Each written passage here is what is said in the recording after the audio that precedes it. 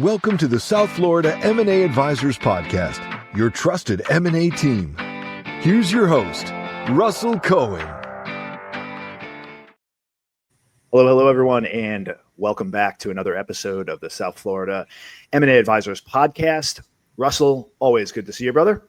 All right. Good morning, Jeremy. All right. Good morning and welcome. Thank you, everybody, for joining us. So, Russell, you're now under a signed letter of intent, and it's time to start getting the data room, the deal room going. Start there. Number one, for those that don't know, what is a data room, a deal vault, as they call it? Why don't you explain that for our listeners? Hey, no problem. So you just went through torture getting an LOI done after a few weeks of negotiation, and you're already a little tired, and you're like, what's coming next, right? So you get the LOI done, and then, this is the start of the quality of earnings or the audit, you want to call it, or the documents review portion of the M&A transaction. So as an M&A advisor, we have to keep everything. We need to keep everything organized because you're going to be sending a tremendous amount of proprietary information, private information about your company, and we need to have it secured in a vault-like setting where the buyer and their team and their quality of earnings attorneys will be reviewing these documentation. So there are many companies that provide that service, but there are a few companies that do specialize in the M&A space. So we obviously have services that we hire like a deal vault or a data room, deal room for our needs for the M&A transaction. So to sum it up, basically, this is where all your business information about your company, and we're going back many years because they do go back many years. They ask for things that you probably wouldn't expect. It has to go into a secured place, secured vault. Okay, so essentially, if I understand correctly, it's basically just a hub to house all the documentation, all the information that's pertinent for the deal. Basically. Correct. Yeah. Now is that? I'd imagine this is a standard thing in the industry. Are there business brokers out there that don't use this, or is this something that is like the gold standard in the industry? If you're putting a deal together, you absolutely need one of these data rooms. Yeah, if you're in the world of M&A transactions, you have to use a data room because the amount of information that's going to be requested is so voluminous. It's incredible. It's not just about accounting. It's about insurance. It could be about environmental. It could be about your lease, the benefits, legal. And you're talking like I'm in the middle of a M&A transaction, and it's a $14 million enterprise value, and the private equity group has over 100 folders just from them that they want to get information from the seller. Okay, and it, like I said, it ranges from all different topics, employees, information on employees, and everything, and so seller or their spouse or their controller or their office manager, if they're in the know, have a incredible job in front of them to dig out this information because they will ask for information that you're not expecting. So as the M&A advisor, we have to get it organized in a format that works for the private equity group and the accounting team. How do buyers and sellers typically interact or interface with the data room? Is it something that's kind of open source for both parties? They have the same access, as well as all the different members of the team? Does everybody have their own access? How does it typically structured, and what is the access like for the parties involved? Yeah, so seller will have the ability to upload their docs, and a lot of times it's just a whole data dump into a folder, and then the M&A advisor will move it into the correct folder. So the private equity group will provide us a list and we have to set up the data room to match the list. And when the accounting firm gets involved, they're going to give us, it could be, I've seen 10, 25 page lists going on. Crazy. It's burnout happens in these M&A transactions because there's so much information going on, and it's just constant questions. And we haven't even got into the legal side, but so the private equity group or the quality of earnings firm will provide us a list in Excel, and we have to mirror it in the data room because so much information is coming, and they don't want to go on a wild goose chase and guess where it is. So the easier that we can mirror what they're looking for and the categories and the subcategories and A, B, C, the better the flow of information. And it just really depends how quickly the seller can get us that information. I can imagine that having a well-organized and well-structured data room would help tremendously in the efficiency and the speed of getting the deal done. Can you speak to, like, I'm sure you've done a lot of these deals. I'm sure you've seen both sides of this, right? You've been brought into a deal. You've probably seen a data room that wasn't well organized or dealt with that mess versus something that was streamlined and done properly. Can you speak to how that ultimately affected the deal in the situation where it wasn't set up really well versus the one where it was streamlined and really set up obviously. I mean, listen, a streamlined data room that mirrors the accounting firm's Excel spreadsheet, it just less questions are going to happen. And then obviously if we have a deal where it's disorganized, that's where early frustration in the deal could happen, and the private equity group will get a little unhappy, and the accounting firm and the legal firm can't do their job. And a lot of times documents have to go in multiple categories, right? Just because they're covering in the legal side. When we get even deeper into the deal and we're getting into the disclosure schedules towards the end of the deal, towards the contract, a lot of these documents have to flow in multiple categories in the data room. So it's very complicated, and it's really tough on the seller or the spouse or the person doing it.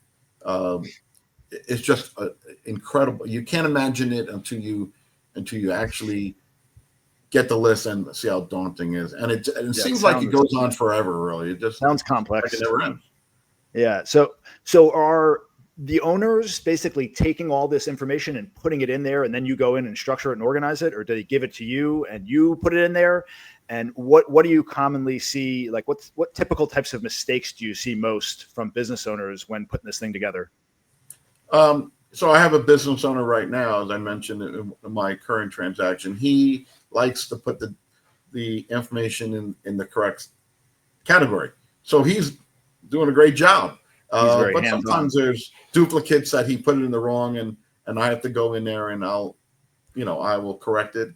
And then some sellers just want to get the information in one folder, and then I can move it. So yeah, it's really just depending on the player dependent. If type A, if someone's a type A and they have to do it themselves. Some people do it themselves and they don't want they want to control their situation. So it's great to have sellers like that. That's great.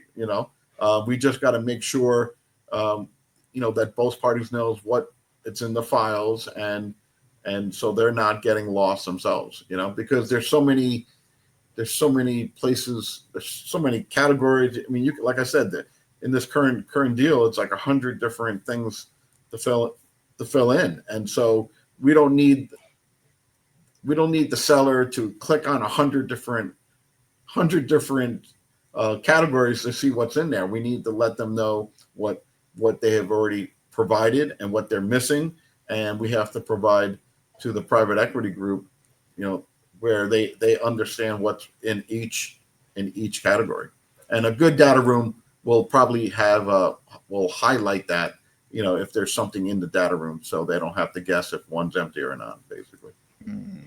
So as with anything where you're taking personal information and putting it online and storing it in a place, there's always security risks to consider. Is that something that you do have to take into consideration, or are these data rooms, they already have that kind of baked into the cake, right? How can firms ensure that their sensitive information is properly protected? Yeah, these data rooms are really well protected. This is what they do. And there's something called watermarking where if you sensitive data, they can watermark, and there's markings on the document, watermark watermark. I'm not sure if you're familiar with watermarking, but Sure. instead of having a document that just has information on it, watermarking is kind of like behind the scenes on the document, and it's better for security purposes for any proprietary information. But and those are good features to have in a data room. But like I said before, it is such a daunting task that I guess you really don't realize until you're in it on how detailed they will go. I warned the owners that they probably would only want to do this once. Yeah, right. I can imagine with all the unbelievable advances coming up with technology, with the AI revolution coming, it's gonna be I would imagine it's going to be a very helpful thing to help organize and sort. And I don't know how it would integrate with these tools. I'm not overly familiar with data rooms per se, but I can imagine that the power of AI will ultimately help in the processing and storing and analyzing of this data. Really incredible. Yeah, I'm sure AI will come into play in all industries. I think one of the biggest challenges when we keep getting these very large lists from the legal team, from the accounting team, from the private equity group, and they're giving us to an Excel. So how do we put this large list into the data room? And if you don't have the right data room, you're manually copying and pasting each one at this point. But there are a few data rooms that you could actually copy and paste, and your list will show up in the data room. So that's kind of important because you could spend quite a bit of time if you have the wrong data room manually entering each, 1 through 105, let's say, to 100, let's say, and you're just copying and pasting and creating the categories and subcategories. So the important to find a data room that will have the ability where you can copy and paste off an Excel spreadsheet all the categories, and it will actually appear in the data room all done within a few minutes. That saves you a lot of time. So that's probably the biggest quagmire for a data room and for M&A advisor is to manually enter it in, which is, I know some very large firms that are still doing it that way. So they got to get up with the times, my man. Yeah, you got to find the right firm to do it. Yeah, it's just, I've said this before many times. This transaction is so complex. It's so imperative to have the right team behind you. I mean, gosh, of course, with anything in life, it's important to have people that specialize in the thing that you're trying to get done. But even more so with what you do, especially for somebody that's spent the last 3 or 4 decades building their business from scratch, and they're in a place where they're going to sell now. So important to have a knowledgeable team behind them. It's so important. Every angle of this experience, you got to have your team of advisors, because once again, you're dealing with professional buyers that do this for a living. This is your first turn into M&A transaction, and if you have the right advisor, the right attorney, and the right you got to have the right CFO or fractional CFO in the transaction. It will still be daunting and be tough, but you'll feel very good about it at the end because you've been advised properly.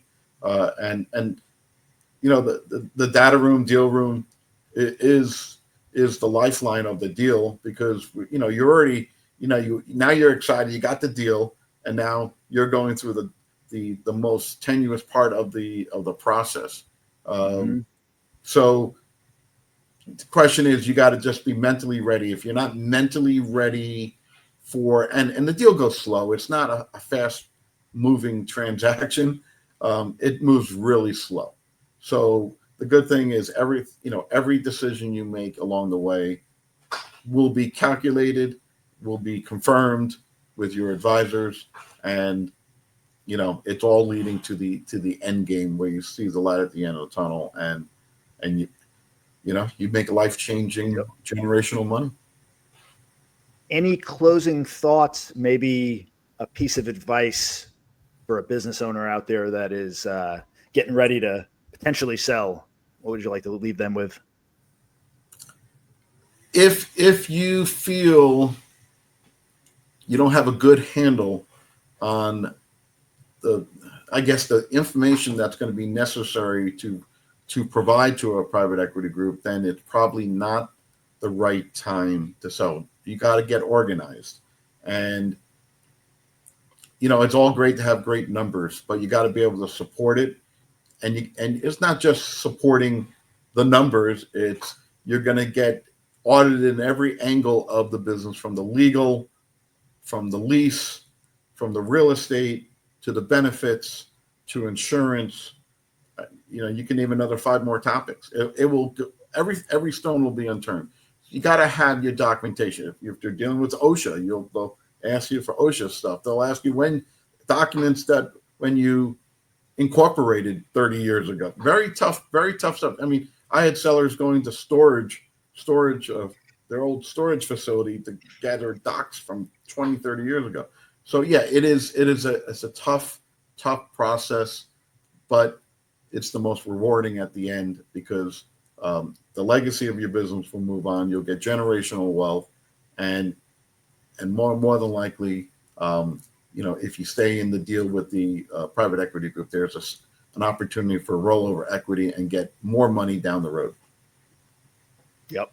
So I would say this to business owners out there: just don't wait until you're ready to sell to get organized. Keep that in mind as you run your business, and keep everything organized along the way. So when you get to the point when you're ready to sell, everything will go a lot smoother. A couple of years in advance is definitely a good time to prepare for a sale. All right. Very, very good. Russell, always a pleasure. You are truly a wealth of knowledge, my friend. Thank you. Appreciate it. All right, guys. Thanks everyone for tuning in. If you're out there and you've been through this process before, if you've had anything that's worked for you, maybe anything that hasn't worked for you pertaining to this subject, leave it in the comments below, and we'll have Russell chime in and answer your questions. Thanks everyone for tuning in, and we will catch you all next time on the next episode of the South Florida M&A Advisors Podcast. Everyone, take care. Have a great day. Thanks for listening to the South Florida M&A Advisors Podcast. For more information, visit southfloridama.com or contact 954-646-7651.